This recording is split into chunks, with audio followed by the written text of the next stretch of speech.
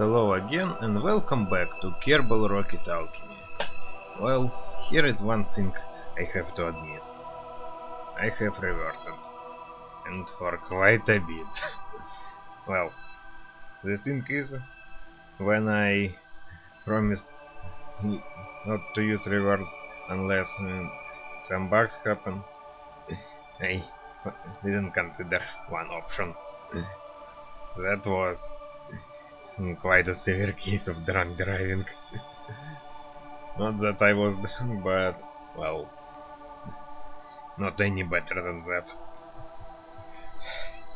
Result, well, there were quite a bit of messing up, several disasters in a row, and, well, much more delays than progress. And I decided to revert to the less safe than before that. Yeah. And turned out it was entirely that session and, well, half of the previous one. Yeah. It was quite a bunch of footage I had to delete. Don't worry, you are not missing anything. We are exactly in the place we left in the previous video. So, here is that rescue craft flying to Midnight. And, well, let's go. And one more thing, well, for some more routine operations, I think I'll use more post commentary. Just because that will make those maneuvers quicker. So, with this craft, well, since we already got sword impact trajectory, well, let's just transfer all that fuel we have transferred from the top stage back there, and drop the transfer stage, and, well, the standard insertion procedure, that is, align plane intersection at periapsis, and, well, insertion with plane correction, and, of course, arranging rendezvous after one orbit. And here comes the approach. Just the usual procedure. Okay, don't go too slow. I'm not as good aligned as I hoped for, but yes.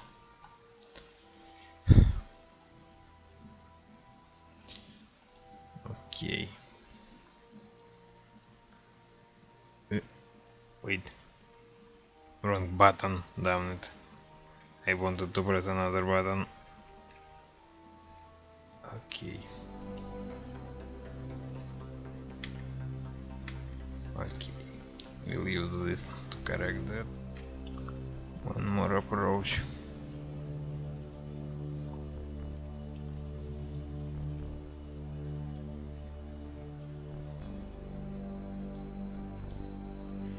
Well, I wanted to unlock that pivot and turn it, and so that it's perfectly aligned.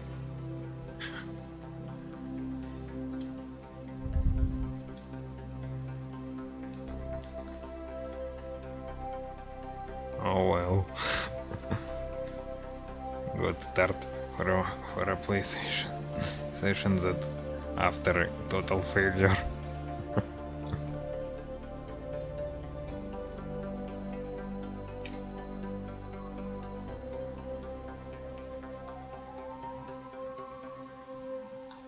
Okay.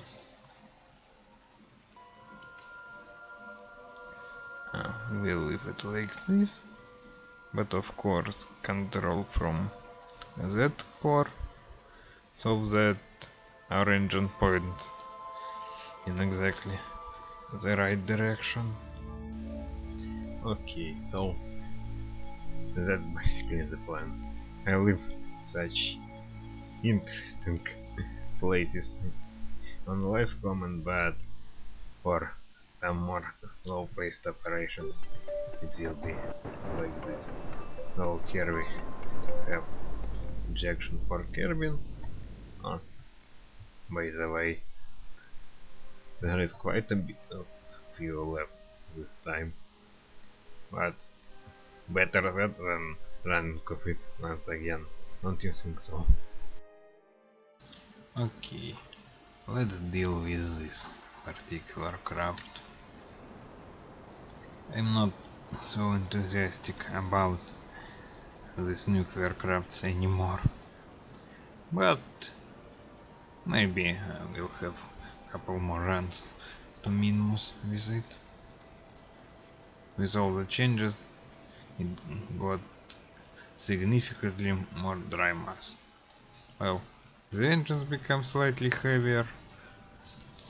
You'll need double the tank capacity just because we spend only fuel. Also this heat shield I shouldn't have taken this much up later. And totally this craft has much worse performance than it was before.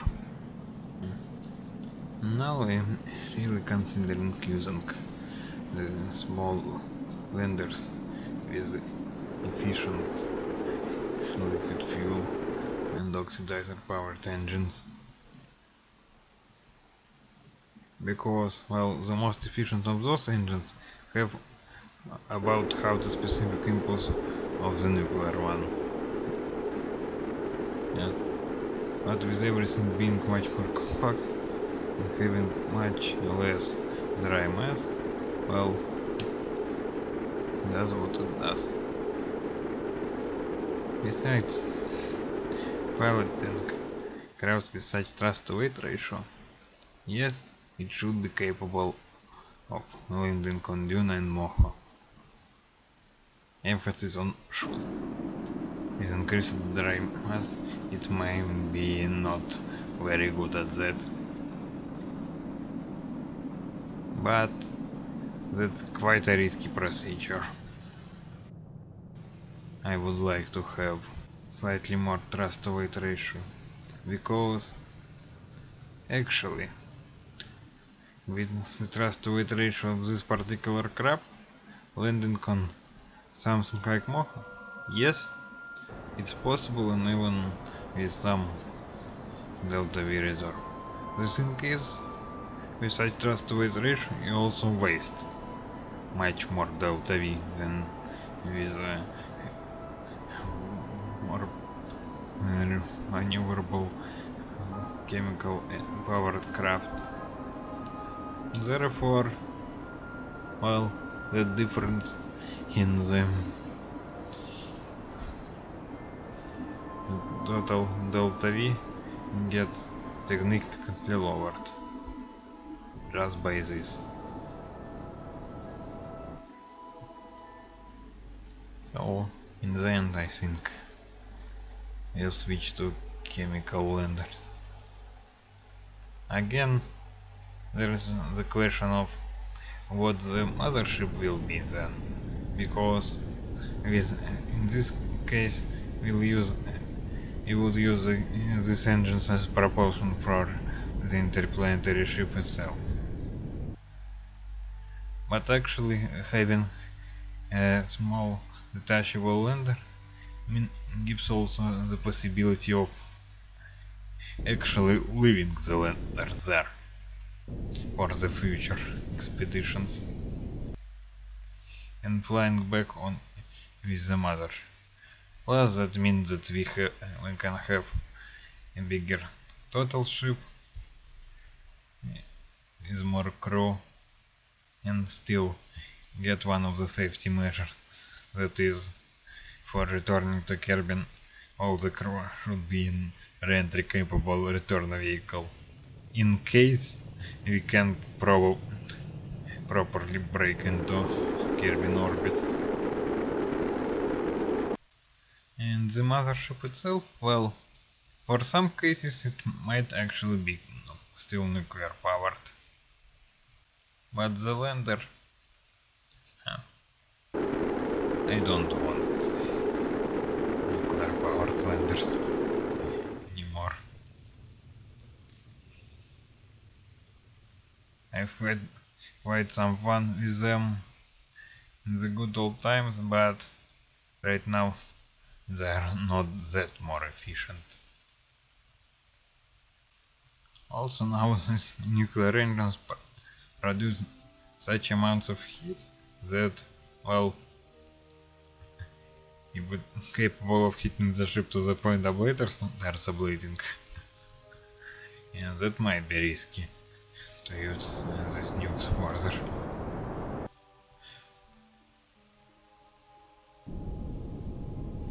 Well, that is, we would need to carefully design the ships.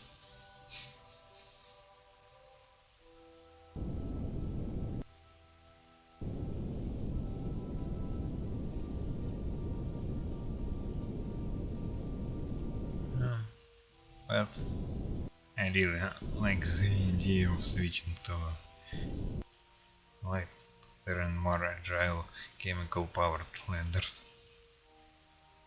So what are my plans for this particular vehicle? Oh, well, for the moon it's interesting, but you see there are some issues, especially with stability. Plus, I don't really want to land even there with this kind of thrust to weight ratio.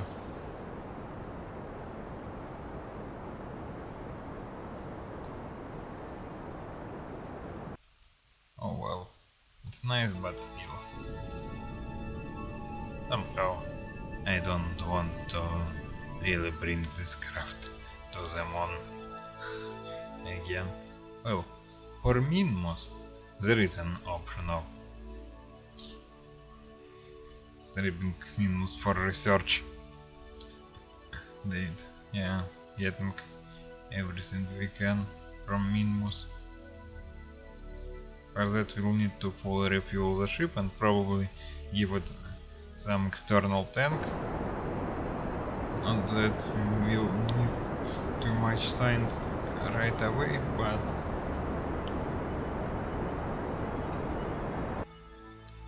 why not?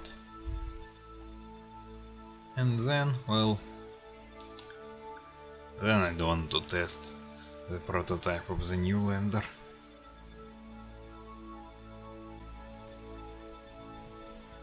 Oh, wait, wrong end, we should have approached from that one.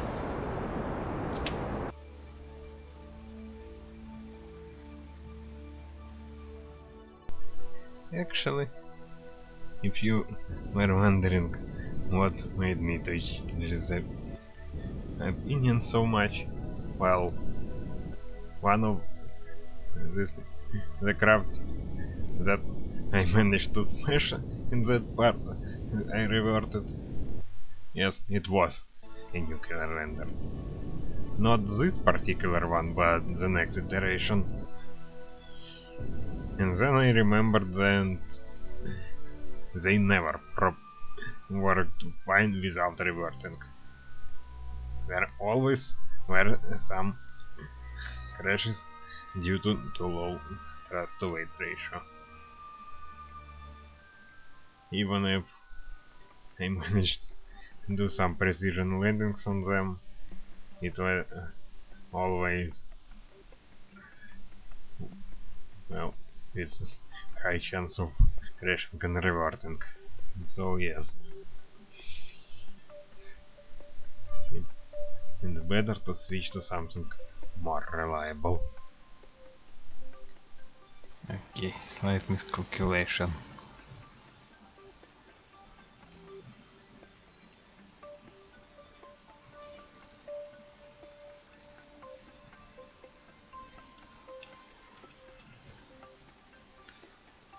And Yes, we have capture.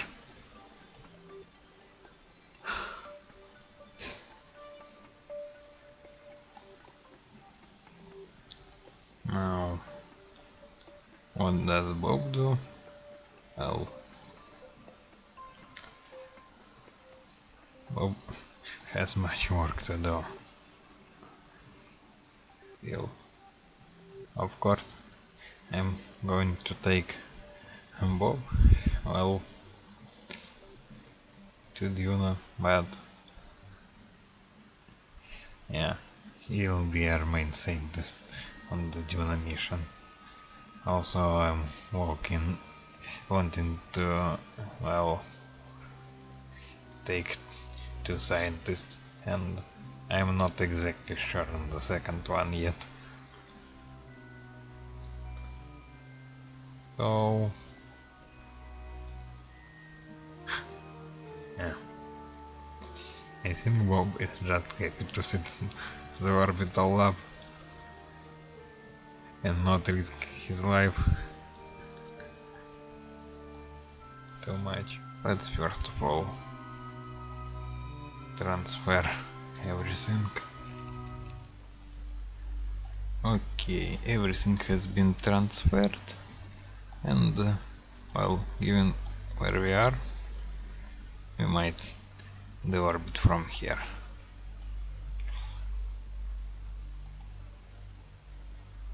So the couple this craft.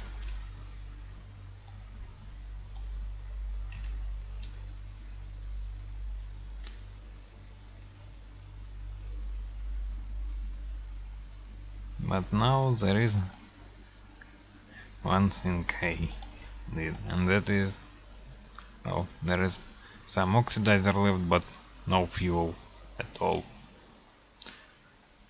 We still have plenty of monopropellant on this ship. And, well, all the fuel I pumped into the lander. Oh.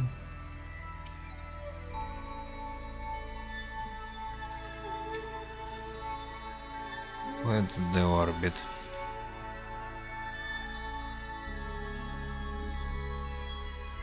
Also, I should get rid of this stupid habit of taking full heat shield of ablator to allow Kirby in orbit. Well, we should have some for safety reasons, just in case we get to rough re-entry for a manned ship. But, well, not entire ton of ablator, well, almost ton. I think this should give us a nice re-entry, with landing rather near to KSP.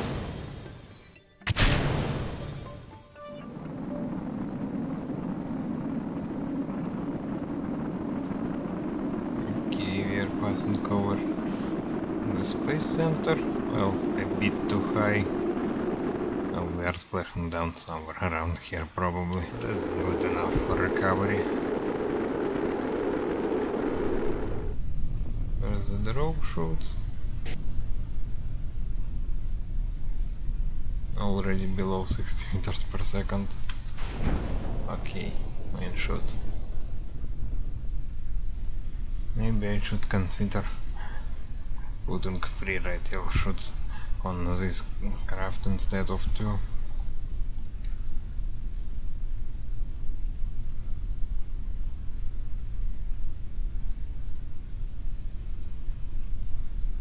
Because this is a bit higher velocity that I would like.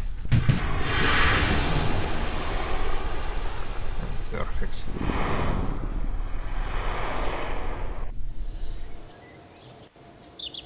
Okay. Relatively good science return.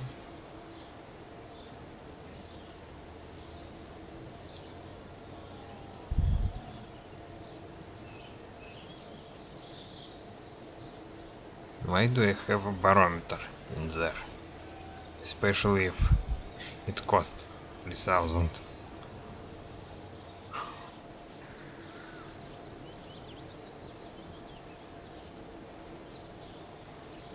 And when tourist is done,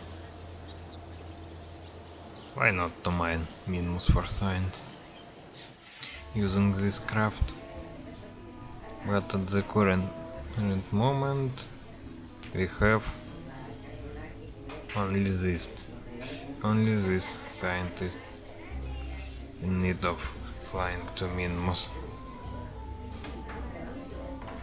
And I'd like to have couple more crew members on that mission.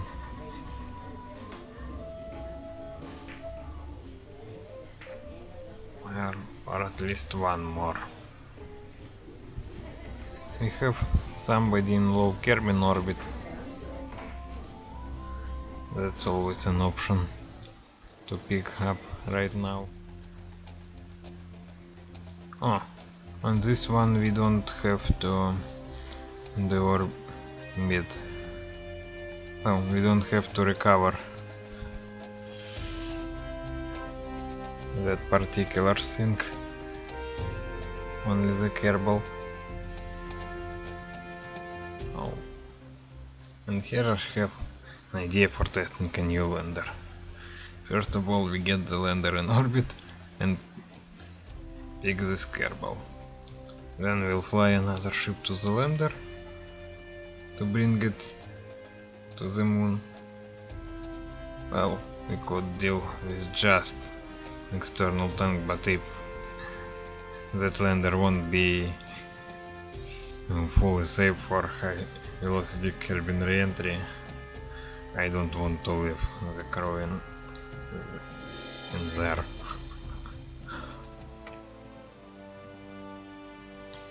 Oh, and you know what?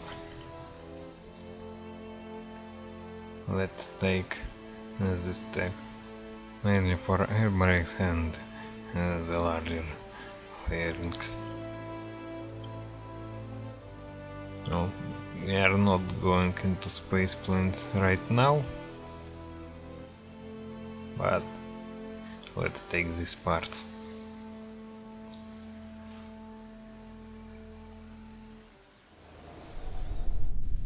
Oh, and here is the lander.